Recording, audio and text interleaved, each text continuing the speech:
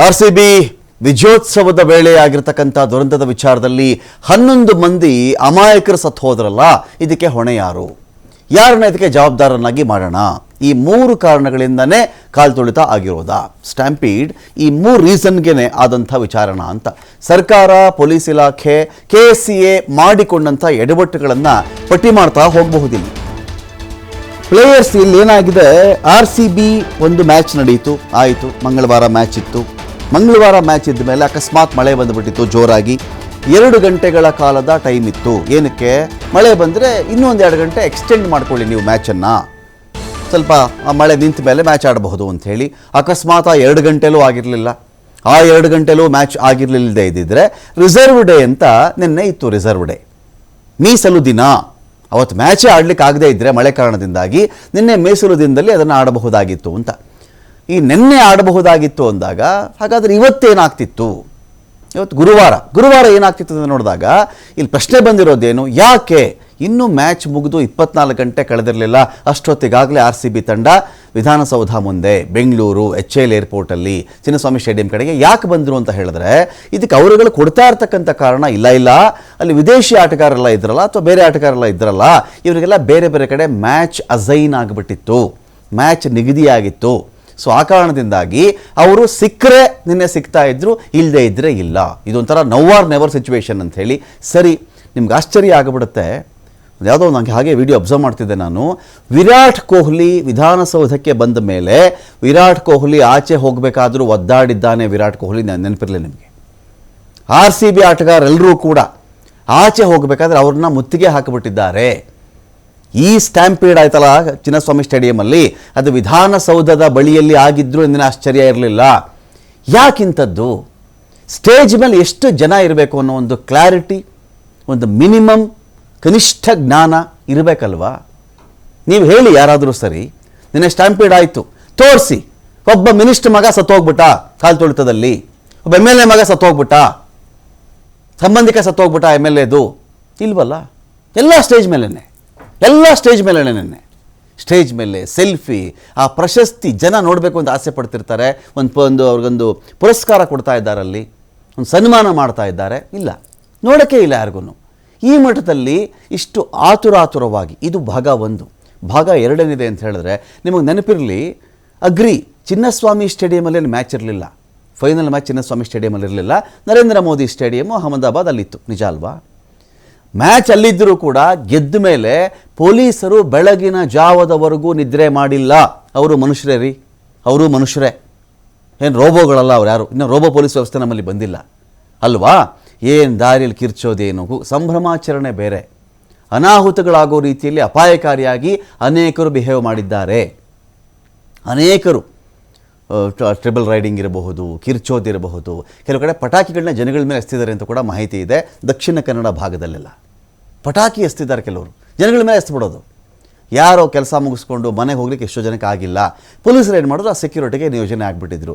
ಇಮ್ಮಿಡಿಯೇಟಾಗಿ ಬೆಂಗಳೂರಿನ ಪೊಲೀಸರು ಹೇಳಿದ್ದಾರೆ, ಈ ಕಾರ್ಯಕ್ರಮ ಬೇಡ, ಬಹಳ ಪ್ರಾಬ್ಲಮ್ ಆಗುತ್ತೆ, ಟ್ರಾಫಿಕ್ಕಿಂದ ಹಿಡ್ಕೊಂಡು ಬೇರೆ ಬೇರೆ ಸಮಸ್ಯೆ ಆಗಬಹುದು, ರೋಡ್ ಶೋ ಅಂತೂ ಬೇಡವೇ ಬೇಡ. ಇದೊಂದು ಭಾಗ. ಇನ್ನೊಂದು ಭಾಗ ಏನಿದೆ ಅಂದರೆ, ರೋಡ್ ಶೋ ಬೇಕಾದರೆ ಮಾಡಿದರೂ ಕೂಡ ನೀವು ಇಂಥ ಕಡೆ ನಿಗದಿಯಾಗಿದೆ ಅಂತ ಹೇಳಬೇಡಿ. ರೋಡಲ್ಲಿ ಬರ್ತಾಯಿದ್ರು, ಅವ್ರು ಪಾಸ್ ಆಗಿಬಿಡ್ತಾ ಇದ್ರು, ಜನ ನೋಡ್ತಾ ಇದ್ರು, ಕೂಗ್ತಾ ಇದ್ರು, ಕಿರಿಸ್ತಾ ಇದ್ರು, ಮುಗಿದು ಹೋಗ್ತಾ ಇತ್ತು. ಒಂದು ಕಡೆ ಇದೆ ಎಂದಾಗ ಎಲ್ಲ ಕಡೆಯಿಂದ ಜನ ಏನು ಮಾಡ್ತಾರೆ, ಆ ಕಡೆಗೆ ನೋಡೋಕ್ಕೆ ಮುಗಿ ಬೀಳ್ತಾರೆ. ಆಗ ನಾವು ನೋಡಿ, ನಿಮಗೆ ನೆನಪಿರಲಿ, ಇದು ನೋಡಿ, ಈ ಒಂದು ವಿಡಿಯೋ ನೋಡಿ. ಇಲ್ಲಿ ವಿರಾಟ್ ಕೊಹ್ಲಿ ಬರ್ತಾ ಇರೋದು ವಿಧಾನಸೌಧದಿಂದ. ಹಿಂದೆ ನಿಮ್ಮ ಬ್ಯಾಕ್ಗ್ರೌಂಡ್ ವಿಧಾನಸೌಧ ಕಾಣ್ತಿದೆ ನೋಡಿ. ಅಲ್ಲಿ ವಿರಾಟ್ ಕೊಹ್ಲಿ ಕೂಡ ನಿನ್ನೆ ಈ ಕಾಲ್ತುಳಿತಕ್ಕೆ ಸಿಕ್ಕಾಕೊಂಡಿದ್ರು, ಆಶ್ಚರ್ಯ ಇರಲಿಲ್ಲ. ಆ ರೀತಿಯಲ್ಲಿ ವಿರಾಟ್ ಕೊಹ್ಲಿಯನ್ನು ಅಷ್ಟು ಪೊಲೀಸರ ಮಧ್ಯೆ ಮುತ್ತಿಗೆ ಹಾಕ್ತಾ ಇದ್ದಾರೆ. IPL ಟೀಮಲ್ಲಿ RCB ಟೀಮ್ ಕಡೆ ಸೆಕ್ಯೂರಿಟಿನೂ ಇದೆ, ಅಲ್ಲಿ ಪೊಲೀಸರು ಇದ್ದಾರೆ. ಕೇರೆ ಮಾಡ್ತಾ ಇಲ್ಲ, ಮುಗಿ ಬೀಳ್ತಾ ಇದ್ದಾರೆ. ವಿರಾಟ್ ಕೊಹ್ಲಿ ಕೂಡ, ಇದು ಬೇರೆಯವ್ರು ಬಿಟ್ಬಿಡಿ, ಬೇರೆದು ಇನ್ನೊಂದು ಭಾಗ. ಅಂದರೆ ವಿರಾಟ್ ಕೊಹ್ಲಿ ಅಂತ ಒಬ್ಬ ಆಟಗಾರನಿಗೆ, ಆ ತಂಡಕ್ಕೇ ಈ ಥರ ಆಗೋದಾದರೆ, ಇದೇ ಥರ ಜನಗಳಿಗೆ ಸೆಕ್ಯೂರಿಟಿ ಕೊಡ್ತಾರೆ ಹಿಂಗೆ?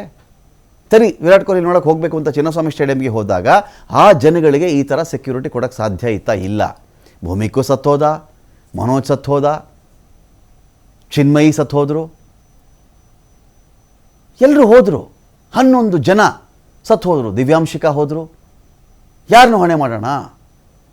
ಒಂದು ಪ್ಲಾನ್ ಇಲ್ಲದೆ ಇದ್ದರೆ ಏನಾಗುತ್ತೆ, ಒಂದು ಧಾವಂತಕ್ಕೆ ಬಿದ್ದರೆ ಏನಾಗುತ್ತೆ? ಅರ್ಜೆನ್ಸಿಗೆ ಬಿದ್ದರೆ ಏನಾಗುತ್ತೆ, ನಾವು ಕಾಣಿಸ್ಕೊಂಡ್ಬಿಡ್ಬೇಕು RCB ಟೀಮ್ ಜೊತೆಯಲ್ಲಿ, ಫೋಟೋ ತೆಗೆಸ್ಕೊಂಡ್ಬಿಡ್ಬೇಕು ಎನ್ನುವ ಒಂದು ಹುಚ್ಚು ಭ್ರಮೆಗಳಿಗೆ ಸಿಕ್ಕಾಕೊಂಡಾಗ ಏನಾಗುತ್ತೆ ಎನ್ನುವುದಕ್ಕೆ ಈ ಒಂದು ಘಟನೆ ಕಾರಣ. ಇಡೀ ವರ್ಲ್ಡಲ್ಲಿ ಹೈಯೆಸ್ಟ್ ಸ್ಟ್ಯಾಂಪೇಡ್ ಆಗೋದು ಇಂಡಿಯಾದಲ್ಲಿ ರೀ. ಇಡೀ ಪ್ರಪಂಚದಲ್ಲಿ ಅತಿ ಹೆಚ್ಚು ಕಾಲ್ತೊಳಿತಕ್ಕೆ ಒಳಗಾಗುವಂತಹ ದೇಶ ಭಾರತ. ಇಲ್ಲಿ ಕುಂಭಮೇಳ ಆದರೂ ಸಾಯ್ತಾರೆ. ಯಾವನೋ ಒಬ್ಬ ಬಾಬಾ ಅವನೆಲ್ಲ ಮುಂದೆ ಹೋಗ್ಬಿಟ್ಟ, ಅವನ ಕಾಲನ್ನು ಧೂಳಬೇಕಾಗಿತ್ತು, ಅವನ ಕಾರು ಮುಂದೆ ಹೋದರೆ ಆ ಕಾರ್ ಟೈರ್ ಕೆಳಗಡೆ ಧೂಳಿತ್ತು, ಆ ಧೂಳೆತ್ತು ಹಣೆಗೆ ಇಟ್ಕೊಂಡ್ಬಿಡೋಣ ಅಂತ ಹೋಗಿ ಸತ್ತವರು ಇದೇ ದೇಶದಲ್ಲಿದ್ದಾರೆ ರೀ. ಒಂದು ಸಿನಿಮಾ ರಿಲೀಸ್ ಆದರೆ ಕಾಲ್ತೊಳಿತದಿಂದ ಸಾಯ್ತಾರೆ ನಮ್ಮ ದೇಶದಲ್ಲಿ. ಒಂದು ಕುಂಭಮೇಳ ಆದರೆ ಸಾಯ್ತಾರೆ. ಒಂದು ದೇವಸ್ಥಾನಕ್ಕೆ, ಒಂದು ಧರ್ಮದಲ್ಲಿ ಸಾಯ್ತಾ ಇದ್ದಾರೆ, ಧಾರ್ಮಿಕ ಕ್ಷೇತ್ರದಲ್ಲಿ ಸಾಯ್ತಾ ಇದ್ದಾರೆ, ಸಿನಿಮಾದಲ್ಲಿ ಸಾಯ್ತಾ ಇದ್ದಾರೆ, ಕ್ರಿಕೆಟಲ್ಲಿ ಸಾಯ್ತಾ ಇದ್ದಾರೆ, ಕುಂಭಮೇಳದಲ್ಲಿ ಸಾಯ್ತಾ ಇದ್ದಾರೆ. ಏನು ಮಾಡೋಣ ಇವರಿಗೆ? ನೋಡಿ ಇಲ್ಲಿ ಜನ ಏನು ಮಾಡಬೇಕು ಇದಕ್ಕೆ? ಒಂದು ಸೆಕ್ಯೂರಿಟಿ, ಅವ್ರಿಗೊಂದು ಪಾತ್, ಅವ್ರಿಗೊಂದು ದಾರಿ, ಒಂದು ಭರ್ಜರಿಯಾಗಿರ್ತಕ್ಕಂಥ ಸಿಬ್ಬಂದಿ. ಪೊಲೀಸರು ಚಿನ್ನಸ್ವಾಮಿ ಸ್ಟೇಡಿಯಮನ್ನು ಕವರ್ ಮಾಡಬೇಕಾ? HAL ಎತ್ತರಕ್ಕೆ ಕವರ್ ಮಾಡಬೇಕಾ ಪೊಲೀಸರು? ಇಲ್ಲ ತಾಜ್ ವೆಸ್ಟರ್ನ್ ಹೋಟೆಲ್ ಮುಂದೆ ಕವರ್ ಮಾಡಬೇಕಾಗಿತ್ತಾ ಅವರು? ಇಲ್ಲ ವಿಧಾನಸೌಧ ಮುಂದೆ ಕವರ್ ಮಾಡಬೇಕಾಗಿತ್ತಾ? ಎಷ್ಟು ಕಡೆ ಕವರ್ ಮಾಡಬೇಕಾಗಿತ್ತು? ನೆನ್ನೆ ಮೆಟ್ರೋದಲ್ಲಿ ಒಂದರಲ್ಲಿ 9 ಲಕ್ಷ ಜನಕ್ಕಿಂತ ಹೆಚ್ಚು ಜನ ಟ್ರಾವೆಲ್ ಮಾಡಿದ್ದಾರೆ ರೀ. 9 ಲಕ್ಷಕ್ಕೂ ಹೆಚ್ಚು ಜನ. ನಿಮ್ಗೆ ಇನ್ನೊಂದು ವಿಡಿಯೋ ಇದೆ ಮೆಟ್ರೋ ಬಗ್ಗೆ. ಆ ಮೆಟ್ರೋದೆಲ್ಲ ಅದಕ್ಕೂ ಸ್ಕ್ಯಾನಿಂಗು ಅದು ಇದೆಲ್ಲ ಇಟ್ಟಿರ್ತಾರಲ್ಲ, ಕೇರೇ ಮಾಡಿಲ್ಲ ರೀ ಜನ. ಆ ಸ್ಕ್ಯಾನಿಂಗ್ನ ಹಾರಿ ಜಂಪ್ ಮಾಡಿ ಹೋಗಿದ್ದಾರೆ. ನೆನ್ನೆ ಜಂಪ್ ಮಾಡಿ ಹೋಗಿರೋ ಅನೇಕರಿದ್ದಾರೆ, ನಗುತ್ತಾರೆ. ನಾವೇ ನಮಗಾ ಕಟ್ಕೊಂಡಿರ್ತಕ್ಕಂಥ ಒಂದು ವ್ಯವಸ್ಥೆ ಅಲ್ವೇನ್ರಿ ಇದು? ನಾವು ನಮಗೋಸ್ಕರ ಮಾಡ್ಕೊಂಡಿರೋ ಸಿಸ್ಟಮ್ ಅಲ್ವಾ ಇದು? ಒಂದು ಮೆಟ್ರೋ ಸಾರಿಗೆ ವ್ಯವಸ್ಥೆ. ನಿನ್ನೆ ಆದಮೇಲೂ ಇವತ್ತಿಗೂ ಬೇಕಲ್ಲ ಅದೇ ಮೆಟ್ರೋ ಸಾರಿಗೆ? ನಮಗೆ ಬೇಕಲ್ವೇನ್ರಿ? ನಮಗೆ ವಿಧಾನಸೌಧ ಬೇಕಲ್ವಾ? ನಮ್ಮ ಜನಗಳಿಂದ ಕಟ್ಟಿರ್ತಕ್ಕಂಥ ದುಡ್ಡಿಂದ ಕಟ್ಟಿರ್ತಕ್ಕಂಥ ಕಟ್ಟಡ ಅಲ್ವಾ ಅದು?